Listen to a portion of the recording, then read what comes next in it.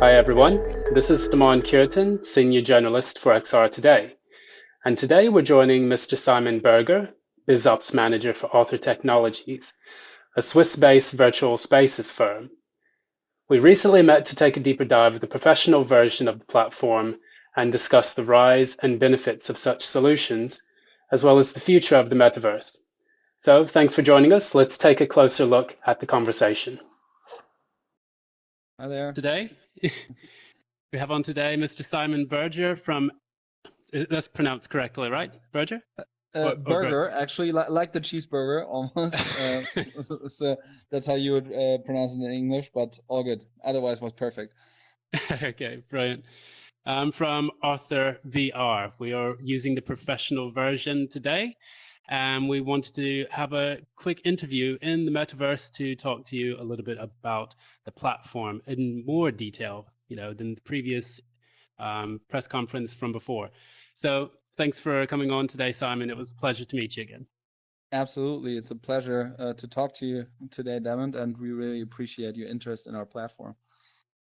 Okay, so I guess the first thing we can look at, we want to talk about the market research that you did to conduct prior to developing Author. What kind of market research did you do prior to actually building the platform itself? So honestly, this was mostly empirical. Our founder, Chris, he already talked about doing something like this back in 2013 when we were studying together. It's because he had worked in software development quite a bit before as well, and he started quite a few different companies, and some were more, he would say just crazy student ideas that he didn't follow all the way through with, but he still gathered valuable experiences in there, and then it became more and more serious. And he would often work in these remote constructs, but at the same time he was always a fan of working together in person, having a flip chart in the room, and people are talking while he's recording ideas, moderating the discussion. And that's something he always felt like falls short in all these means that we have to collaborate together remotely. So this is kind of where the idea came from, or how it was inspired.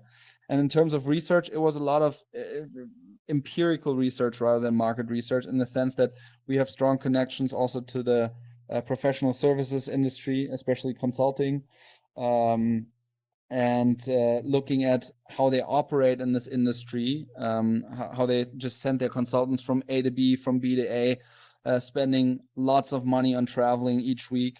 That can be avoided. So this is where we would, or this is where actually Chris, and the early team would dive in a little bit deeply and see whether there's a business case for this to be made. And based on discussions with some connections that Chris has in the consulting industry, he soon realized that there was an inherent value to it, and it's not just that he saw it. So he started it. Okay, thanks for sharing that. We'll move on to the next question. This should be quite an interesting one. So imagine you're a Fortune 500 company or a major organization. Now, what would they say, or what would you say about Author's features and its usability? And what feedback have you received from companies actually testing out the platform? Absolutely.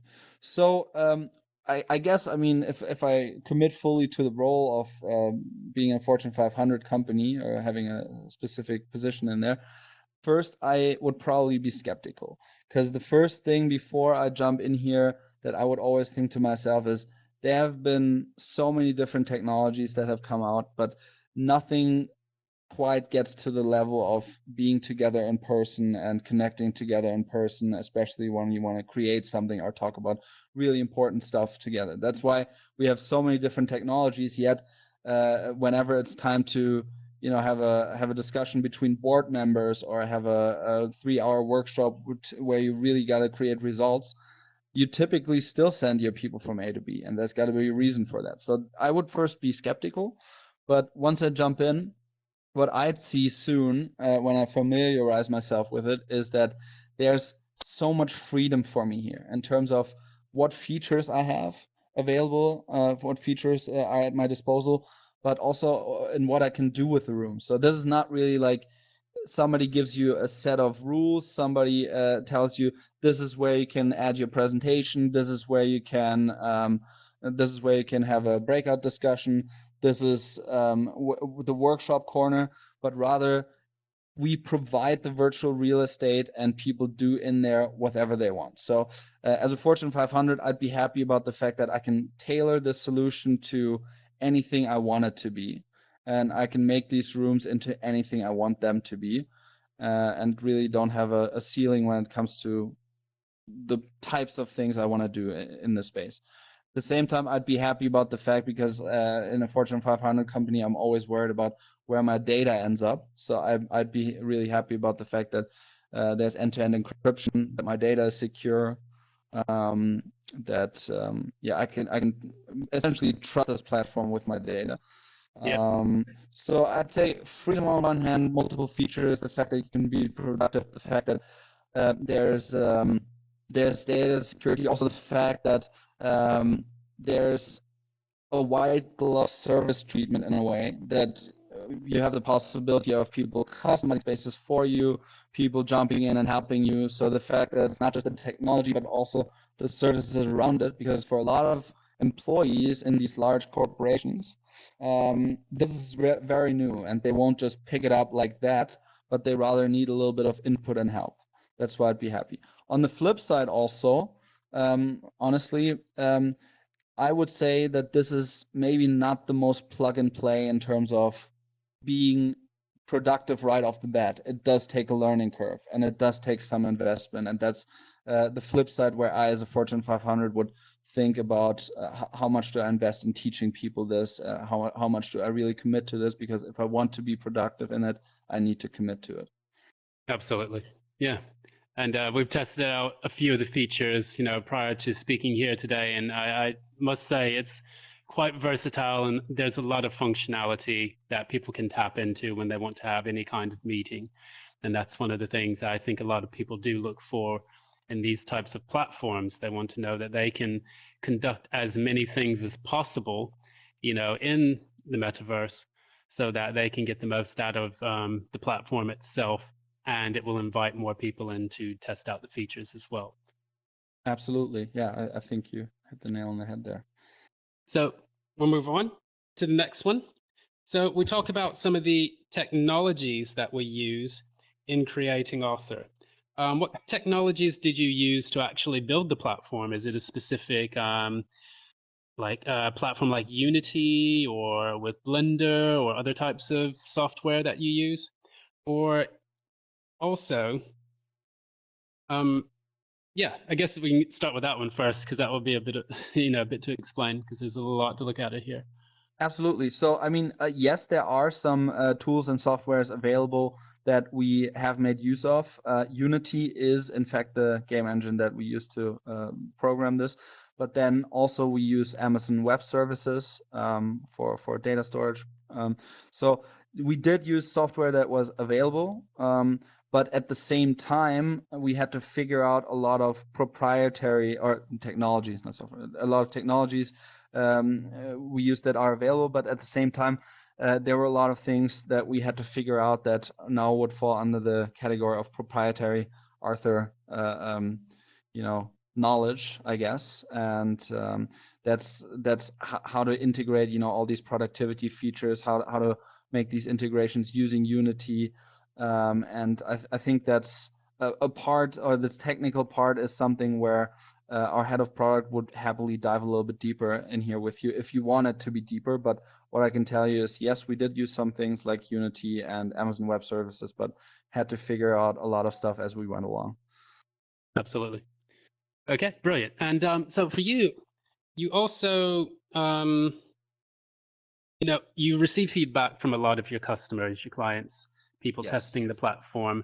And what kind of feedback loop do you use to improve the platform's, usability? Like, what kind of features do you think you would like to see in the near future? Yeah.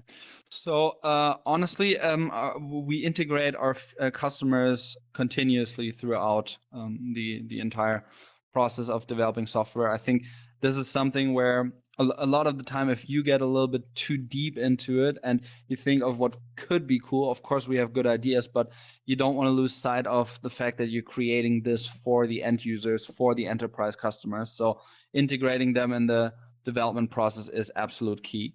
Our customer success team has ongoing exchanges with typically champions of the customer teams, right? The people that want to drive this forward and want to expand this in their organization. And to that end, we often collect their feedback on what their users have to say, and this happens really on a weekly basis.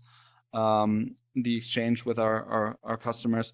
Then at the same time, we also want to see how happy all the clients are and not just funnel it through via one of their champions, but also have conduct surveys among our clients, typical or classical NPS surveys. So through all of that, we want to make sure that our technology is very user focused. And of course, there are some clients that we converse with more vigorously than others, just because they proactively also want to give this input and they want to really champion this as well in their organizations. So yeah, some more than others, but overall we integrate their feedback very vigorously. What we always want to do in terms of building on the platform is we always want to make it more productive, which of course happens via more integrations, native integrations, right? Without giving anything away, because we can't. We're also under NDA here, but we are looking at a new integration of productivity software into Arthur. What else are we doing? We always try to make this platform obviously more accessible, which means that, and that we already announced in the press event, we will expand to other platforms. Right now, we're optimized for Quest 2. What's coming up is the release of the Pico build and the HTC build of Arthur. That's going to be one of the next big things coming up. And yeah, and as much as we always know that this has to be optimized for VR, we also have this vision of multi-platform integration. So we're not just looking at VR, but we're also looking at mixed reality going forward. Nice. So one day see them all on HoloLens 2 and the upcoming HoloLens 3. That'd be really nice to see. Yeah, that may be a little bit further off, but we'll see. I mean, that's definitely something that we're looking into right now, and I think and this will tie in nicely with your next question as well, with how we picture this metaverse developing. But yeah, ultimately, not everybody's gonna always be able to jump into a VR headset for every meeting. Sometimes you don't want to leave your physical world fully behind. You don't want to commit always to VR.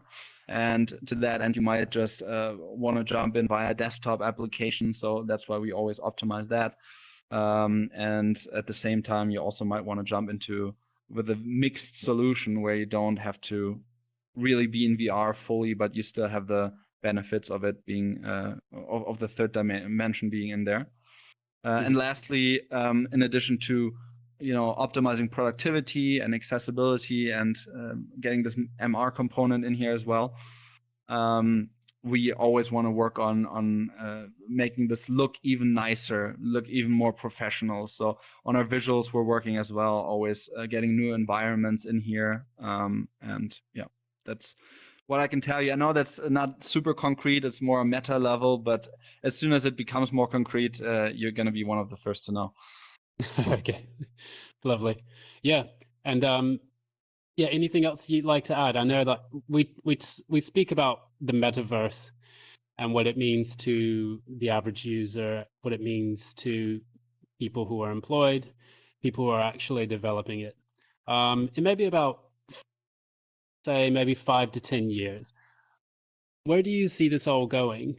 I know that the visuals will increase. But how do you see people interacting with the metaverse in the next 5 to 10 years? Absolutely. Well, I mean, you gotta. I think there's two sides to this, right?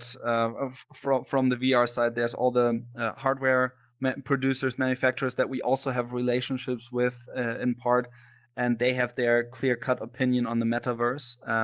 And then there's us who just do this for the work, for the productivity, not just just with a focus on the professional metaverse, whereas hardware manufacturers might have an eye on the professional and the consumer metaverse. But as for us, as for the viewpoint on the professional metaverse, what we can picture is that, well, for once, at a certain point, whether it's in 5 to 10 years, not sure, but all the companies are gonna start equipping their employees with 3 pieces of hardware: a laptop, a smartphone, and a VR headset. So that's gonna be part of the hardware stack, so to speak. And by that time, hopefully it's going to be at a level where we have these mixed reality headsets where you can just switch from AR mode into VR mode, right? And ideally speaking, in a person's everyday work life, they would be to 80% in augmented reality mode. They would have a headset on where they would still see their physical room, can use their desktop, can use their keyboard and whatnot, but still see what's happening in the virtual space. And as soon as it's about time to hop into something where you need to be a little bit more focused, where you need to fully commit, where you need to maybe create content together, then you switch it from AR into VR mode. So you would actually have this hybrid office, whether it's at home or at your physical office. You would have this hybrid office room where you would sit and work partially in the real world, but partially in the virtual world as well, and commit to either whenever it's time to do so. Absolutely. Well, many thanks for sharing those insights. It's been, like I said, it's been an incredible journey, and also looking forward to the future developments of this platform, because I think a lot of people will depend on it, and they'll also, look forward to seeing what, virtual reality, augmented reality technologies can do for them and their industries. So yeah.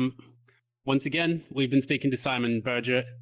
Sorry, I mispronounce it all the time. Simon Berger, BizOps Manager for Author VR.